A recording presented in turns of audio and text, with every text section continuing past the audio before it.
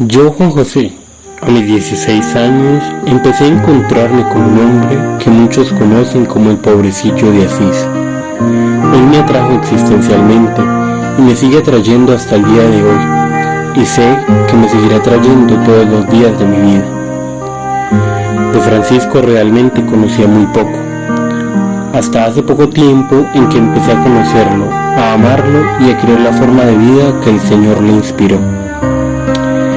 Les voy a compartir al Francisco que he ido conociendo, su hogar, sus ideales y experiencias de juventud, su encuentro consigo mismo, con el pobre, con el leproso, con el Cristo de San Damián, con el Evangelio y con los hermanos. Los pilares de su carisma, la fraternidad, la minoridad, la contemplación en la inserción, el Evangelio, el ser mensajeros de paz y el amor y respeto por la creación. Algunos encuentros significativos de su vida y por último les voy a compartir el impacto que ese hermanito menor genera en todo mi ser. Adentrémonos en la vida de Francisco. Sus padres, Pedro Bernardone, rico comerciante, y su madre, Pica Bourlemont, mujer sensible y de finas costumbres, hogar tradicionalmente cristiano. Francisco nació en Asís en 1182. Durante su juventud se distinguió por ser un juglar. Por su simpatía era muy apreciado por las muchachas de Asís, a quienes llevaba serenata con frecuencia. Tenía muchas amistades y sus amigos lo llamaban el rey de las fiestas. Francisco tenía grandes sueños. Uno de ellos era ser armado caballero y llegar a casarse con una joven noble. Para esto se alistó a la guerra, donde fueron derrotados y fue hecho prisionero. Sus compañeros de prisión se asombraban de verlo alegre y de creer que iba a ser muy famoso. Con el deseo de alcanzar sus ideales, se alista de nuevo para la guerra.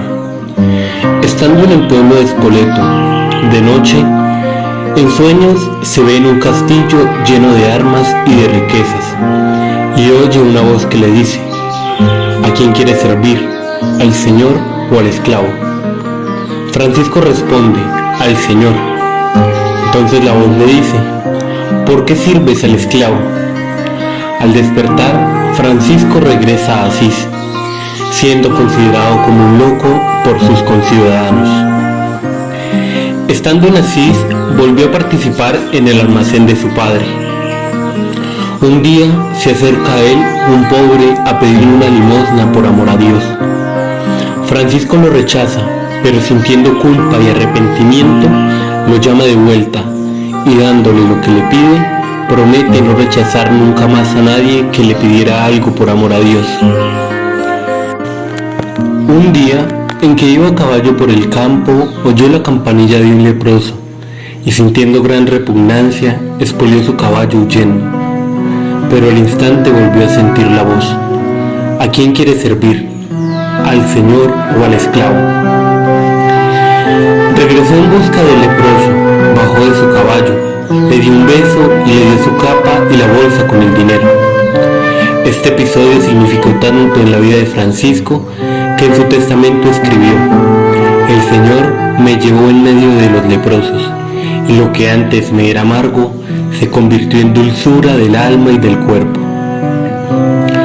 Cerca de Asís se encuentra la capilla de San Damián, que por ese entonces estaba en ruinas. Una mañana Francisco pasó por allí, entró en la capilla y estando en oración oyó la voz del crucifijo que le decía: Francisco, repara mi casa que amenaza ruina. Pensando que el crucifijo se refería a la capilla material, se puso a reconstruirla. Más adelante entendió que se trataba de la iglesia, pueblo de Dios.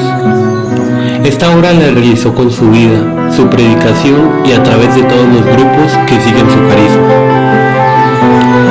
El 24 de febrero de 1209, estando Francisco oyendo misa en la capilla de la Porciúncula, oyó leer el pasaje del Evangelio en que Jesús envió a sus apóstoles a predicar.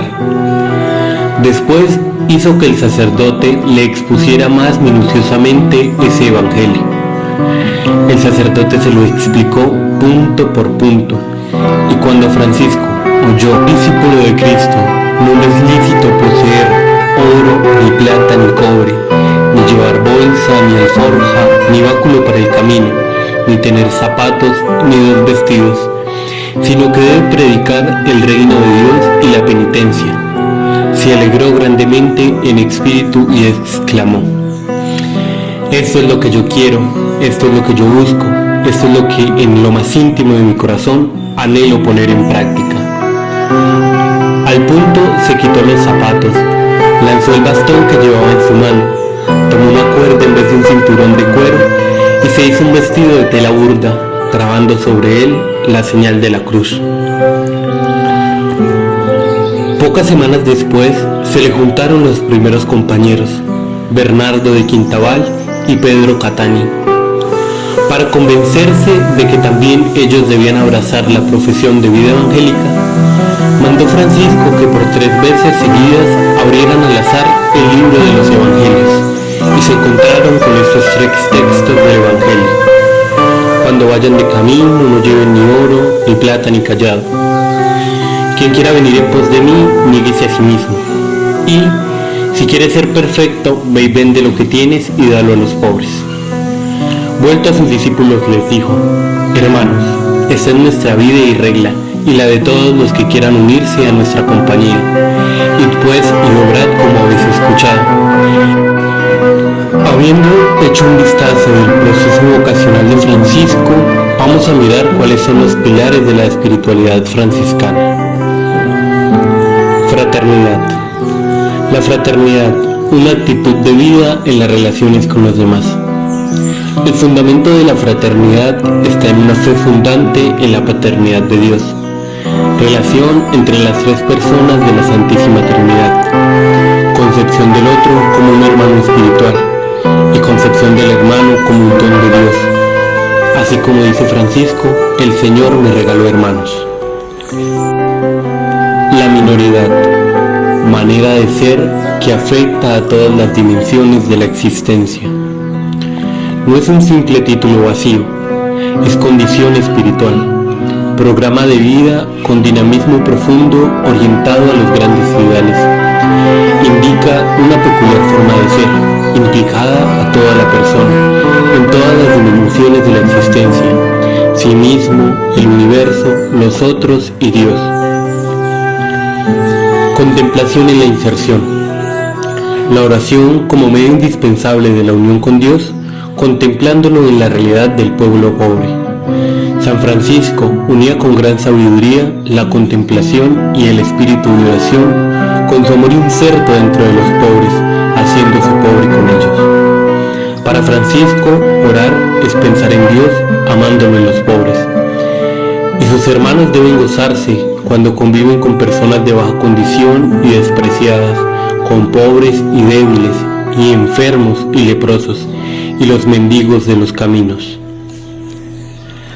Evangelización, razón de ser de la vida franciscana. El Evangelio es la esencia de la vida de los hermanos, siendo primero ellos un Evangelio vivo para así poder evangelizar. Todas las actividades apostólicas adquieren sentido en la medida en que estén informadas por la observancia del Santo Evangelio. La paz. Es un pilar fundamental para Francisco en su vida el hacer y buscar la paz, tanto para sí mismo como para todos los hermanos que le rodean. Queda claro en el episodio en el que logra que el alcalde y el obispo de Asís se reconciliaran. Asimismo, busca la paz también entre los hombres y los animales. Un ejemplo de esto es la reconciliación entre el pueblo de Gubbio con el lobo. La creación. El cántico de las criaturas es la expresión del amor de Francisco por todas las criaturas. Todas son hermanas. El sol es Señor y hermano, la tierra es madre y hermana. Todas las criaturas son imagen de Dios. Dentro de su camino, Francisco encuentra episodios que lo marcan radicalmente, haciendo de su vida un constante encuentro de enseñanzas y de toma de decisiones. En primer lugar, Francisco se encuentra con su hombre carnal. Hay una leyenda que cuenta que San Francisco se vio tan asaltado por la lujuria, atraído carnalmente por una mujer. Buscando dominar la pasión, rodó entre unas zarzas llenas de espinas. Las gotas de sangre que surgieron de las heridas provocadas por las zarzas se convirtieron en rosas blancas y rojas, símbolos de la pureza y el martirio. El santo ofreció las rosas como exvoto en el altar de la porciúncula, donde se le aparecieron Cristo y la Virgen. Las rosas de este rosal desde entonces crecen sin espinas cerca de la capilla de la porciúncula. Otro episodio es Clara, su llamada y su encuentro con San Francisco. En 1210, cuando Clara tenía 18 años, San Francisco predicó en la Catedral de Asís. Al oírlo, sintió una gran confirmación de todo lo que venía experimentando en su interior. Durante todo el día y la noche meditó en aquellas palabras que le habían calado lo más profundo de su corazón. Tomó esa misma noche la decisión de comunicárselo a Francisco. Clara sabía que tomar la decisión de seguir a Cristo iba a ser causa de gran oposición familiar y su vinculación con Francisco podría ser malentendida. Santa Clara se fuga de su casa el 18 de marzo de 1212, un domingo de Ramos. Llega a la humilde capilla de la porciúncula donde la espera San Francisco y los demás hermanos menores y se consagra al Señor por manos de Francisco. Allí Francisco le corta sus cabellos y queda consagrada al Señor. Es el comienzo de las damas pobres llamadas Hermanas Clarisas. Misionero en junio de 1219 se embarcó en Ancona con 12 frailes. La nave los condujo a Damieta. Los cruzados habían puesto sitio en la ciudad y Francisco sufrió mucho al ver el egoísmo y las costumbres disolutas de los soldados de la cruz. Decidió pasar al campo del enemigo, por más que los cruzados le dijeron que la cabeza de los cristianos estaba puesta a precio. Francisco y el hermano iluminado se aproximaron al campo del enemigo gritando: «Sultán, sultán». Cuando los condujeron en la presencia de Malek al-Kamil, Francisco declaró osadamente: «No son los hombres quienes me han enviado, sino Dios Todopoderoso. Vengo a mostrarles a ti y a tu pueblo el camino de la salvación. Vengo a anunciarles la verdad del Evangelio». El sultán quedó impresionado y rogó a Francisco que permaneciera con él. El santo replicó: «Si tú y tu pueblo estáis dispuestos a oír la palabra de Dios, con gusto me quedaré con vosotros». Cuentan que el sultán llegó a decir: «Si todos los cristianos fueran como él, entonces valdría la pena ser cristiano». Pero el sultán Malek al-Kamil mandó a Francisco que volviese al campo de los cristianos. El santo pasó a visitar los santos lugares. Los laicos franciscanos. Muchos laicos solteros y casados quisieron abrazar el camino que el Señor le había trazado a Francisco. San Francisco y el cardenal Ugolino redactaron una regla para los laicos que se habían asociado a los frailes menores y que correspondía a lo que actualmente llamamos Tercera Orden, fundamentada en el espíritu de la carta a todos los cristianos que Francisco había escrito en los primeros años de su conversión. Los laicos entregaron a la penitencia, que llevaba una vida muy diferente de la que acostumbraban entonces. Llegó a ser una gran fuerza religiosa en la Edad Media. Hoy son muchos los laicos que siguen este camino. La representación del nacimiento de Jesús. Francisco pasó la Navidad de 1223 en Grecio, en el valle de Rieti. Con tal ocasión había dicho a su amigo Juan Belita: quisiera hacer una especie de representación viviente del nacimiento de Jesús en Belén, para presenciar, por decirlo así, con los ojos del cuerpo, la humildad de la encarnación, y verle recostado en el pesebre entre el buey y el asno.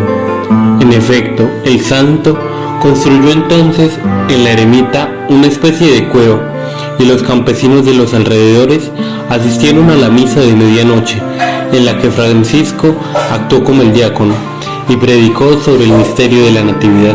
Era un componente clave en la espiritualidad de Francisco. Quería celebrar la encarnación en forma especial. Quería hacer algo que ayudase a la gente a recordar al Cristo niño y nacido en Belén. Los estigmas. Alrededor de la fiesta de la Asunción de 1224, el santo se retiró al monte Albernia para hacer una cuaresma desde la fiesta de la Asunción de la Virgen hasta la fiesta de San Miguel Arcángel. Llevó consigo al hermano León. Francisco le pedía dos gracias al Señor: que yo experimente en mi cuerpo, hasta donde sea posible, los sufrimientos de tu pasión, y que yo llegue a amar a los hombres como tú, hasta donde sea posible.